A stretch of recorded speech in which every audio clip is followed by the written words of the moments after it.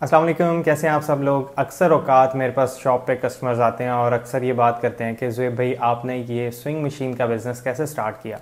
ये एक बड़ा ही यूनिक सा बिज़नेस है और आपको आइडिया कैसे आया, आपने क्या इसके बारे में पढ़ा था, मतलब आपको रिपेयरिंग वगैरह आती थी, क्या स्टोरी थी। तो मैंने सोचा कि मैं अक्सर औकात ही शॉप पे कस्टमर्स को बता रहा होता हूँ कि कैसे मैं इस बिज़नेस के अंदर आया, क्या मेरी इन्वेस्टमेंट थी, क्या सब कुछ था। तो मैंने सोचा आज मैं आप लोगों के लिए वीडियो ही बना देता हूँ। तो बात है उस वक्त की जब मेरे पास कुछ भी नहीं था। मैं क्लास 6 में था और ये मैं 6 क्लास से बात बता रहा हूँ, जब शायद मेरी एज होगी 13-14 साल। हम लोग अल्हम्दुलिल्लाह वेल सेटल्ड थे, बट कुछ वक्त गुजरने के बाद मेरे फादर की जो है वो कुछ तबीयत ठीक नहीं रहती थी, जिसकी वजह से काफ़ी प्रॉब्लम हो गई उनके बिज़नेस के अंदर भी। मेरे फादर जो है वो कपड़े का काम करते थे और उनकी शॉप थी कपड़े की। उसके बाद जब उनकी हेल्थ इश्यूज आना शुरू हुए तो उसकी वजह से उनको बिज़नेस में काफ़ी ज़्यादा लॉस हुआ। देन फिर उसके बाद ये हुआ कि 2005 में उनकी डेथ हो गई और मैं मतलब छोटा था तो उस हिसाब से कोई छोटी मोटी मैं जॉब्स करता रहा, डिफरेंट जगहों पे मैं काम करता रहा। मेरी बड़ी सिस्टर जो हैं वो अल्हम्दुलिल्लाह उस टाइम पे ग्रेजुएशन के पेपर्स दे रही थी, तो उनके लिए थोड़ा इजी हो गया कि उनके लिए बैंक में उन्होंने जॉब स्टार्ट कर दी। तो मेरे घर का जितना भी अखराजात वगैरह थे वो उन्होंने काफ़ी ज़्यादा सपोर्ट किया उसके अंदर। बट आहिस्ता आहिस्ता घर की तमाम तर जिम्मेदारियाँ मेरे ऊपर ही आनी थी। तो making a long story short, तो मैं आप लोगों को जल्दी जल्दी बताता हूँ कि क्या हुआ था। बेसिकली हुआ ये था कि मैंने उसके बाद अपनी मैट्रिक क्लियर करने के बाद अपनी स्टडीज को कंटिन्यू रखा और साथ साथ मैंने कॉल सेंटर की जॉब स्टार्ट कर दी। कॉल सेंटर की जॉब स्टार्ट की और उसके बाद आहिस्ता आहिस्ता साथ साथ काम करता रहा, साथ साथ मैं पढ़ता रहा। एक दिन ऐसा हुआ कि मैं अपने फ्रेंड से मिलने के लिए गया। स्कूल फ्रेंड था मेरा, उसकी बेसिकली शॉप थी स्विंग मशीन्स की।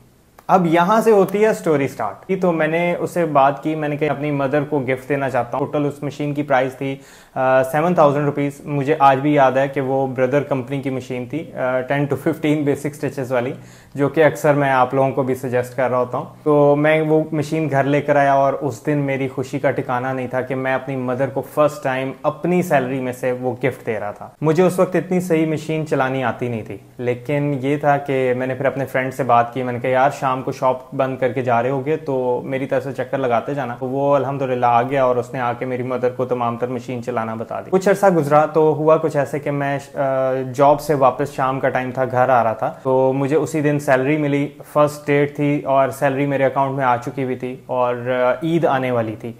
तो हुआ कुछ इस तरीके से कि मैंने मतलब हम लोग हर साल, मतलब जब मेरे फादर जिंदा थे तो हम लोग हर साल कुर्बानी लाजमी किया करते थे। तो रास्ते में आ रहा था तो मुझे एक वाइट कलर का बकरा था, मुझे बहुत पसंद आया। मुझे आज भी कलर भी याद है उसका। तो मैंने अपनी मदर को कॉल की, मैंने उनसे बात की। मैंने कहा इस तरीके से जो है वो मतलब मुझे एक बकरा पसंद आया, तो मैं ये चाह रहा हूँ कि मैं ले लूँ। तो उन्होंने मुझसे बात की 1 मिनट के लिए सोच के, क्योंकि माँ होती है ना, माँ के दिल में बहुत सारी बातें आ रही होती हैं कि कैसे होगा, आगे अखराजात हैं, ईद मनानी है, लाजमी सी बात है, कपड़े खरीदने, मेहमानों का आना जाना, काफ़ी ज़्यादा कुछ होता है।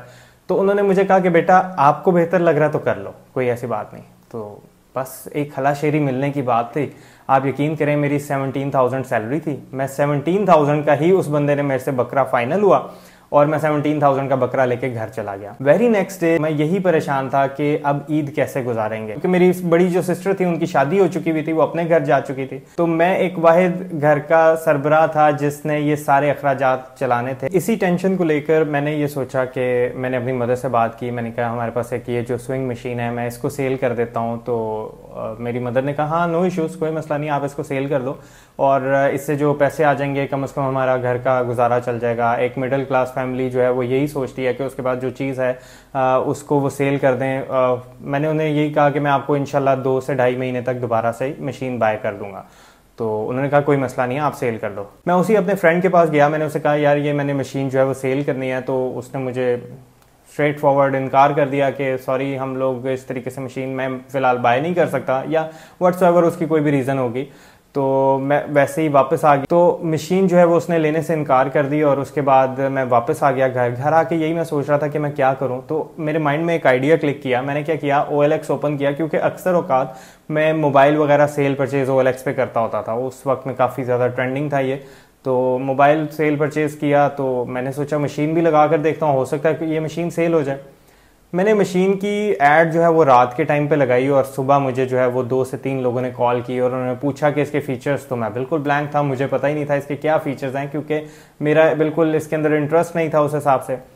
मैंने फिर अपने फ्रेंड से बात की, मैंने कहा यार अगर मैं किसी को बुला लेता हूँ अपने घर के ऊपर तो आप प्लीज़ आके उसका डेमो दे दो, मतलब मशीन को चलाना बता दो, क्योंकि मुझे तो नहीं पता कि मशीन किस तरीके से चलती है। तो उसने मुझे कहा कि ओके फाइन, मैं आके डेमोस्ट्रेट कर दूंगा, बट उसके मैं आपसे चार्जेस लूंगा। मैंने कहा okay no problem. Very next day एक भाईजान आए और अपनी वाइफ के साथ, और उन्होंने आके मशीन देखी और उन्हें पसंद आ गई, और उसके बाद मेरे फ्रेंड ने उन्हें चलाना बताई। मशीन चलाने के बाद मुझे आज भी याद है वो 7,000 रुपीज़ की मशीन सेल आउट हुई थी। 6,500 रुपीज़ मुझे मिले और 500 रुपीज़ मैंने अपने फ्रेंड को दिए जो कि डेमोस्ट्रेट कर रहा था। उसके बाद मुझे मजीद और कॉल्स आना शुरू हो गई। इवन एक एक दिन में 3-3, 4-4 कॉल्स आना शुरू हो गई। आप यहाँ पर देखिएगा अल्लाह पाक जब देने पर आते हैं तो कैसे कैसे वसीले बनाते हैं, कैसे कैसे रास्ते। ये फील्ड मैंने खुद चूज़ नहीं की थी, ये अल्लाह पाक ने मुझे चूज़ करवाई थी।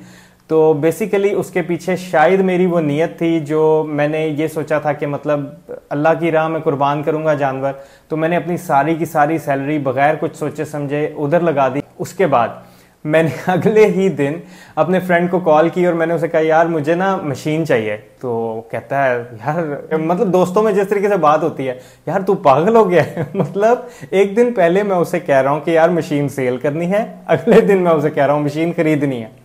अच्छा, अब उसके बाद मैंने उसे कहा यार कॉल्स नहीं रुक रही यार, दिन में 2-2, 3-3 कॉल्स हैं मशीन की, तो क्या किया जाए। उसने कहा ओके नो प्रॉब्लम, आप कस्टमर को कहो ठीक है घर पे आ जाए और आके मशीन जो होगी मैं डेली आपके घर पे ले आया करूंगा, जितने कस्टमर्स हुआ करेंगे, और सेल करके आपके साथ एक परसेंटेज फिक्स कर लेता हूँ। बहरहाल 60-40 की परसेंटेज फिक्स हुई, मतलब 60% उसका था, 40% मेरा था, तमाम तरह एक्सपेंसेस निकाल के। मैंने एग्री किया उसके साथ। मैं कहा एक एक्स्ट्रा सोर्स ऑफ इनकम बन जाएगा मेरा, तो और मुझे क्या चाहिए। तो मैंने अपने फ्रेंड से बात की, मैंने कहा यार मैं इस तरीके से इसका बिजनेस करना चाहता हूँ, मैं काम करना चाहता हूँ। तो उसने बड़ा खुशी से मुझे ये बात की कि यार गो अहेड यार, बिल्कुल अच्छी बात है, आप अगर कर सकते हो तो ज़रूर करो। आप यकीन करें जब मैंने OLX पे ऐड लगाई थी तो एक भी बंदा नहीं था जो मतलब ये स्विंग मशीन को एज अ ऑनलाइन सेल करता हो। या इवन पाकिस्तान में पता है क्या ट्रेंड था, लोग ये सोचते थे कि ये मशीनें जो हैं वो चलती नहीं है, ये ख़राब हो जाती हैं। हमारा एक टिपिकल सोच बनी हुई थी। और उसके बाद फिर मैंने इसको OLX पे जब लगाना शुरू किया तो मुझे वहाँ से बेतहाशा कॉल्स आई, और कॉल्स आने का सिलसिला कुछ ऐसा हुआ कि दिन में आप यकीन करें कोई 3-4 कॉल से स्टार्ट ये सफ़र शुरू हुआ और ऑलमोस्ट तकरीबन कोई 100-150 कॉल्स पर डे पर चली गई। ये बात मैं आपको सही बात बता रहा हूँ, यही सूरत हाल थी। तो मैं ये सोचता था कि YouTube के ऊपर रिसर्च करता था कि लोग कहाँ पे मतलब कौन सी मशीन्स यूज़ कर रहे हैं।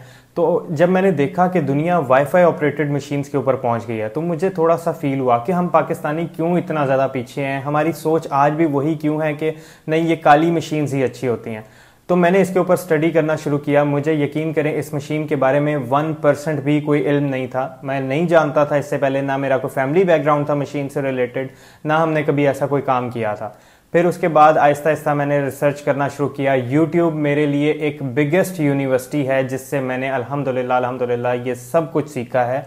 यूट्यूब पे तमाम तर वीडियोस मैंने गोरों की देखी हैं। क्योंकि अल्हम्दुलिल्लाह मैं पढ़ लिख कर इस फील्ड में आया, तो मेरे लिए इंग्लिश को समझना कोई मुश्किल बात नहीं थी। उसके बाद मैंने इसकी रिपेयरिंग स्टार्ट की, इसकी आफ्टर सेल सर्विसेज स्टार्ट की। ये उस दौर की बात है जब हम कीपैड वाले मोबाइल से टच मोबाइल के ऊपर शिफ्ट हो रहे थे। तो हर बंदे के पास OLX की एक्सेस बहुत इजी हो रही थी और इसके अंदर, इस फील्ड के अंदर बहुत ज़्यादा बूम था।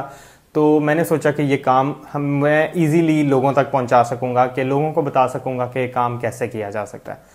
इस दौरान मुझे काफ़ी प्रॉब्लम्स का सामना भी करना पड़ा। काफ़ी लोगों ने मुझे डिसार्ड किया, काफ़ी लोगों ने इवन मुझे धमकियां तक दी कि तुम ये काम ना करो, ये काम बंद कर दो। बट अल्हम्दुलिल्लाह जब नीयत साफ होती है और अल्लाह पाक ने जिसको रास्ता दिखाया होता है उसको आगे बढ़ने से कोई भी नहीं रोक सकता। फैमिली में या फैमिली से बाहर बहुत से लोगों ने मुझे ये बातें की कि यार हूँ तू मशीना बेचेंगा, या मतलब कुछ अरसे के बाद जब मैंने काम स्टार्ट कर दिया हुआ था तो लोग मुझे जब भी मिलते थे ना, कभी मैं अपनी फैमिली गैदरिंग में या कहीं दोस्तों यारों में आपस में बैठता था, तो लोग कहते थे यार ये मशीना विक दिया ने। लेकिन मेरे पास एक बिगेस्ट टूल था, सिर्फ खामोशी। क्योंकि मुझे पता था जिस डायरेक्शन में मैं जा रहा हूँ अल्हम्दुलिल्लाह एक दिन सक्सेस हासिल होगी।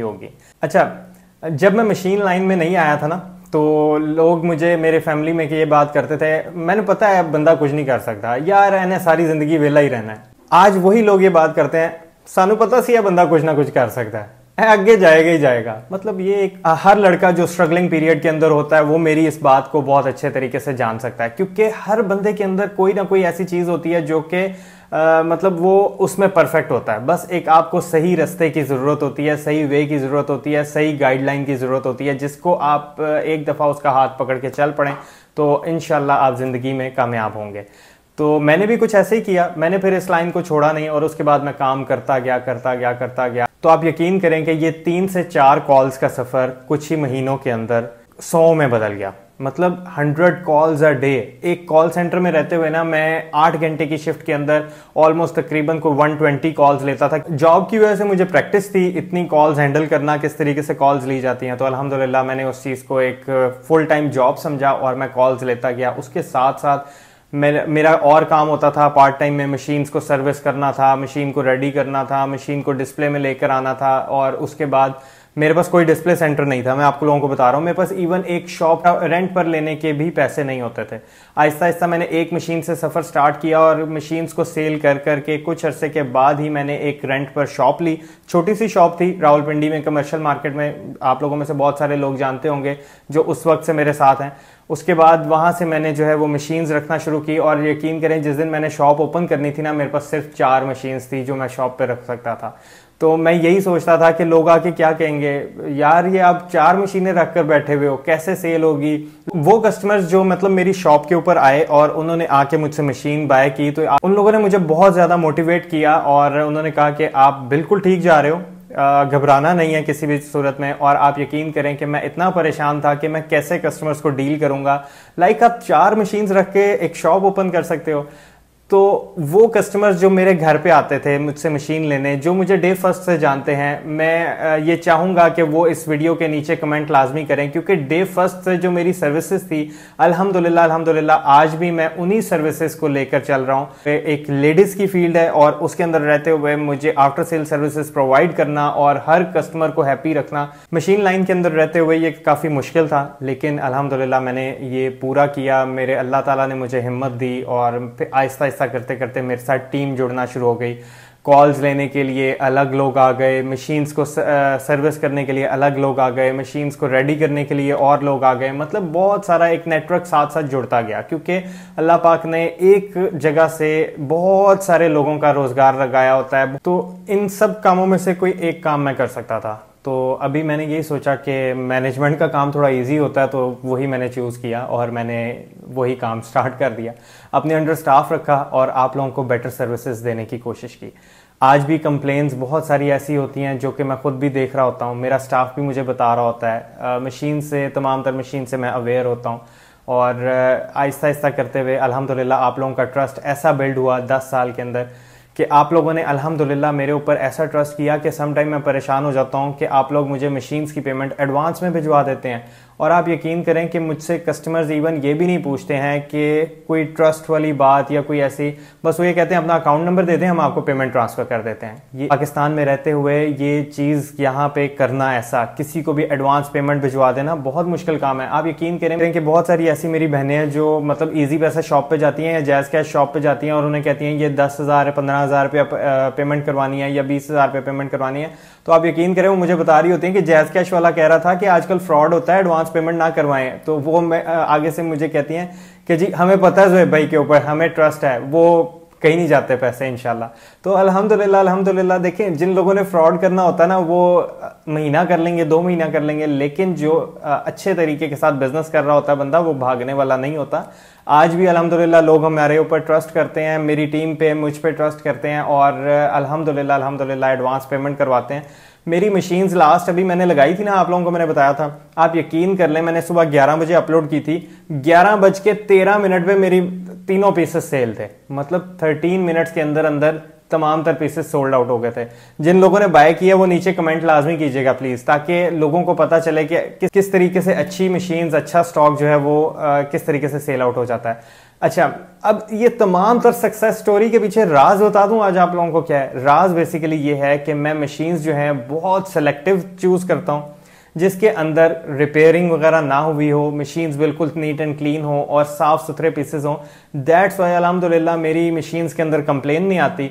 और हमारा जो लोगो है स्विंग विद कॉन्फिडेंस, आप लोगों ने ज़ोहेब मशीन्स के नीचे हमेशा पढ़ा होगा, तो वो बेसिकली ऐसे ही नहीं लिखा हुआ। आप कॉन्फिडेंस के साथ मेरी मशीन के ऊपर आप स्टिचिंग कर सकते हैं, एम्ब्रॉयडरी कर सकते हैं, व्हाट्सएवर आपका जो दिल करे, आपको आपका मशीन इंशाल्लाह वो साथ देगी। और इस बिजनेस का सबसे ज्यादा सक्सेस का राज भी यही है कि हम कस्टमर को कभी भी अकेला नहीं छोड़ते। हम कस्टमर को आफ्टर सेल सर्विसेज प्रोवाइड करते हैं। 1 साल की हम लोग वारंटी तो जरूर देते हैं, लेकिन उसके बावजूद भी हम लोग अल्हम्दुलिल्लाह अपने कस्टमर के साथ रहते हैं। हमारे साथ आज भी 10 साल पुराने, 11 साल पुराने कस्टमर्स भी ऐसे हैं जो आज भी हमें मैसेज करते हैं, आज भी कॉल करते हैं, और हम उन्हें आफ्टर सेल सर्विसेज भी प्रोवाइड करते हैं और उनकी बात का जवाब भी देते हैं। और आप लोगों के कमेंट से जिन लोगों को हम अल्हम्दुलिल्लाह सर्विसेज प्रोवाइड कर रहे हैं, इस वीडियो के नीचे प्लीज कमेंट लाजमी कीजिएगा ताकि लोगों को इस चीज का आइडिया हो सके कि आप लोगों को हम लोग सर्विसेज प्रोवाइड करते हैं या नहीं। अक्सर मैंने यहाँ की मार्केट के अंदर देखा है, कस्टमर्स हमें कॉल कर रहे होते हैं और ये बात करते हैं कि मशीन सॉरी हमने आपसे नहीं ली है, बट जिनसे मशीन लिया उन्होंने हमारा नंबर ब्लॉक कर दी या हमारा नंबर अटेंड नहीं कर रहे। तो बताने का मकसद ये है कि बिजनेस कभी भी ऐसे ग्रो नहीं होते कि आप कस्टमर को जस्ट एक दफा चीज सेल कर दो और उसके बाद आप कौन और मैं कौन, ऐसे बिजनेस ग्रो नहीं होते हैं। तो ये सारी सक्सेस स्टोरी थी मेरे बिजनेस की जो मैं आप लोगों को बताना चाहता था। उम्मीद करता हूं आज की वीडियो आपको अच्छी लगी होगी। अगर वीडियो अच्छी लगी है तो चैनल को जरूर सब्सक्राइब कीजिएगा और इस वीडियो के अंदर मुझे स्पेशल लाइक्स और कमेंट्स चाहिए। Thank you, Allah Hafiz.